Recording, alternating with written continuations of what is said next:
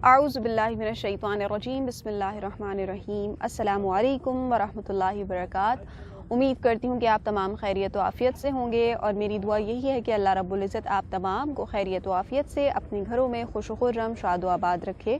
आपकी हर दुआ, हर तमन्ना, हर इल्तिजा को शर्फ़ बारियाबी अता फ़रमाए।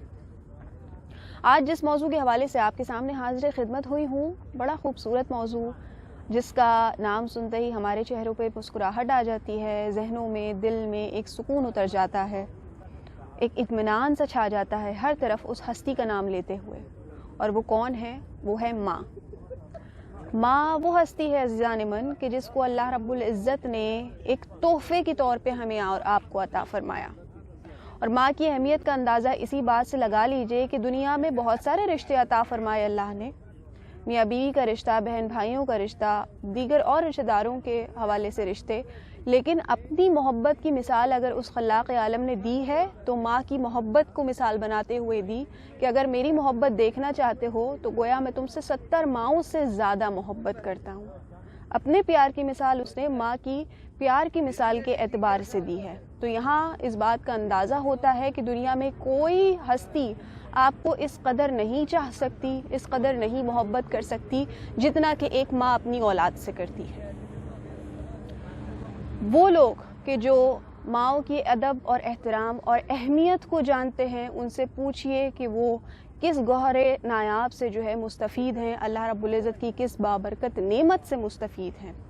आज के दौर से अगर अपने टॉपिक को रिलेट करूं तो यहाँ ये देखकर बड़ी अफसरदगी होती है, बहुत अफसोस होता है कि हमारे यहाँ वालिदैन और ख़ास तौर पे माँओं के अदब व एहतराम के हवाले से तालीम की बड़ी कमी है, सोच की बहुत कमी है। हम माँ का वो अदब व एहतराम नहीं करते कि जो कि करने का हुक्म हमें हमारा रब अता फ़रमाता है, आका अलैहिस्सलातु वस्सलाम की ज़ात आलिया अता फ़रमाती है। एक सहाबी आए हुज़ूर अलैहिस्सलातु वस्सलाम की बारगाह में, हदीस मुबारका का मफ़हूम पेश कर रही हूँ कि एक सहाबी आए हुज़ूर अलैहिस्सलातु वस्सलाम की बारगाह में और माँ की मोहब्बत का अंदाज़ा देखिए आप कि उन्होंने अर्ज़ की कि या रसूलल्लाह, मैंने अपनी बूढ़ी मरीज़ माँ को शदीद गर्मी में दोपहर के वक्त में बैतुल्लाह का तवाफ़ कराया है, अपने कांधों पर बिठा के। मैंने अपनी बूढ़ी और ज़ईफ़ माँ को बैतुल्लाह का तवाफ़ कराया शदीद गर्मी में दोपहर के वक्त में। तो क्या मैंने अपनी माँ का हक़ अदा किया?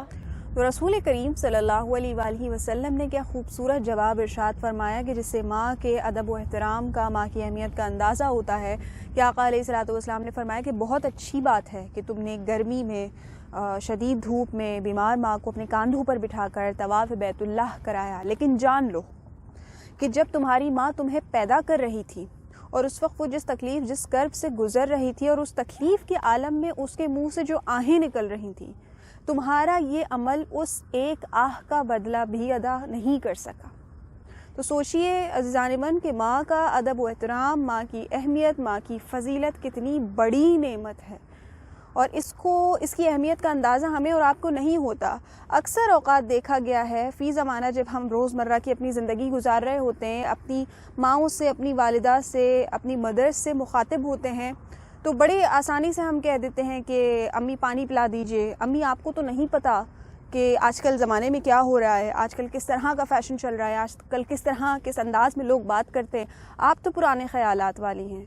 वो माँ कि जिसने आपको पैदा होते के साथ ही, जब आपकी ज़िंदगी के कुछ अरसा नहीं बल्कि लम्हात गुज़रे थे, तब से लेके आपको एक जवान इंसान, एक कामयाब इंसान बना दिया। उसने आपकी तरबियत भी की, उसने आपकी परवरिश भी की, आपको तालीम भी दिलवाई, हर तरह से आपको एक अच्छा इंसान बनाने में उसने अपना किरदार सबसे पहले अदा किया। उसको आज हम ये कहते हैं कि आपको पता ही क्या है, आपके ख़यालात ओल्ड फैशन हो चुके हैं, आपको तो कुछ मालूम नहीं, या फिर हम माँ के साथ बदतमीज़ी कर जाते हैं, लड़ाई झगड़े कर जाते हैं, 2-2, 3-3 दिन तक हमारी बात नहीं होती।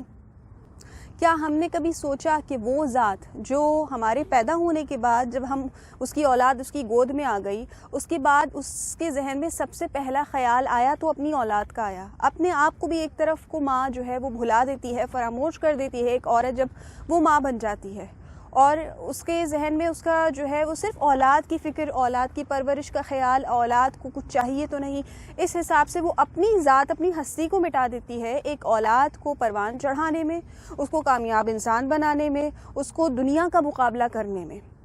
تو ہمیں نہیں لگتا کہ اپنی زندگیوں کا کچھ حصہ ہمیں اپنی ماؤں کے نام کرنا چاہیے، ان کا ادب و احترام کرنا چاہیے، ان سے بھی پوچھنا چاہیے کہ کیا کبھی آپ کو کسی چیز کی ضرورت تو نہیں، آپ مجھ سے خوش تو ہیں، آپ مجھ سے راضی تو ہیں. کبھی کبھی بنا کہے ان کی ضروریات پوری کر دینی چاہیے، ان کے کام آ جانا چاہیے. خاص طور پہ لڑکیوں کے حوالے سے میں کہوں گی کہ جو گھر میں رہتی ہیں، اور خاص طور پہ یہ کہا جاتا ہے کہ لڑکیوں کا زیادہ تر وقت جو ہے وہ اپنی ماؤں کے ساتھ گزرتا ہے، تو ہم کبھی ان کا کچن میں ہیلپ کرا دیں، کبھی وہ کوئی اور کام کر رہی ہیں تو ان کی خدمت کر دیں. ان کے سونے کے ٹائم ہے، اگر وہ تھوڑی دیر لیٹ گئی ہیں، اولاً تو ماؤں کو ٹائم نہیں ملتا، لیکن اگر دن میں تھوڑا بہت قیلولہ کر رہی ہیں تو ہم اس وقت خاموشی بنائے رکھیں، ان کے آرام کا خیال کریں. وہ بیمار ہوں تو ان کی خدمت کریں.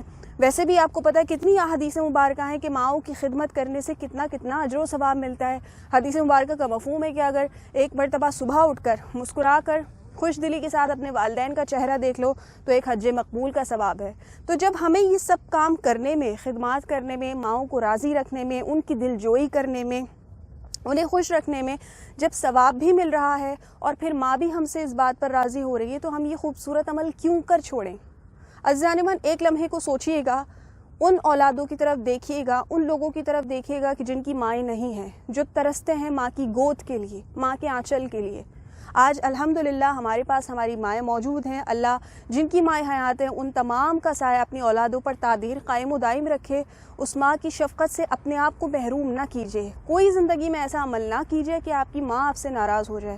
یقین جانیے کہ اگر ماں ناراض ہو گئی نا تو اللہ رب العزت بھی معاف نہیں کرے گا کہ جب تک ماں معاف نہیں کرے گی.